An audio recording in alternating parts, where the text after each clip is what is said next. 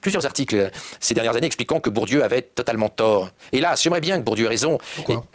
Ce serait plus simple, un monde dans lequel l'ADN n'expliquerait pas nos différences intellectuelles et dans lequel, en améliorant le niveau des instituteurs, tout le monde pourrait rentrer à Harvard ou à Normal Sup près d'Ulm.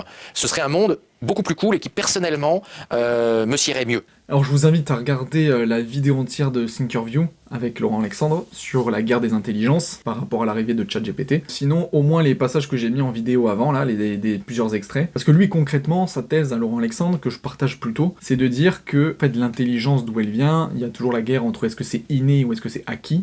Donc est-ce que c'est inné, donc dans les gènes qu'on a toujours, ou est-ce que c'est acquis à force de travailler, socialement, etc. On ne dit pas que c'est 100% inné ou 100% acquis, mais lui ce qu'il pense, c'est que du coup, la très grande majorité d'intelligence est innée, elle provient des gènes. Et donc moi voilà, c'est exactement ce que je pense aussi, c'est-à-dire que fondamentalement, on est fait pour avoir des facilités dans tel ou tel domaine, et voilà, l'intelligence c'est une multitude de domaines, donc je pense que c'est fait dans les gènes. Après, bien sûr, depuis ta naissance jusqu'à voilà, ton âge adulte, le milieu dans lequel tu vis va clairement aussi te booster ou t'inhiber dans cette croissance à l'intelligence. Et là, le truc, c'est que par contre, ça c'est vraiment le bisounours faux cul, c'est qu'il dit que lui, il rêverait d'un monde où apparemment on pourrait tous être super intelligents et que tout le monde atteigne Harvard et que donc qu'il y ait des génies partout. Mais ça, c'est d'une hypocrisie sans nom, et que même lui, je sais qu'il dans le fond, il n'y adhère pas du tout, il est bien content qu'il y ait des inégalités, parce que si on était tous intelligents comme lui, et ben malheureusement, lui, il n'existerait pas. En tout cas, enfin voilà, on serait dans une société qui n'existe pas comme elle existe maintenant. C'est-à-dire que si on était tous faits pour avoir des doctorats, personne ferait les métiers que la majorité des gens n'ont pas envie de faire. Là, la société s'effondrerait, parce qu'il faut de tout pour créer une société. Il faut des bases solides, et généralement, les métiers solides qui permettent la société, c'est les métiers les plus ingrats. Et donc les gens, s'ils étaient tous méga intelligents et qui feraient tous des grandes écoles,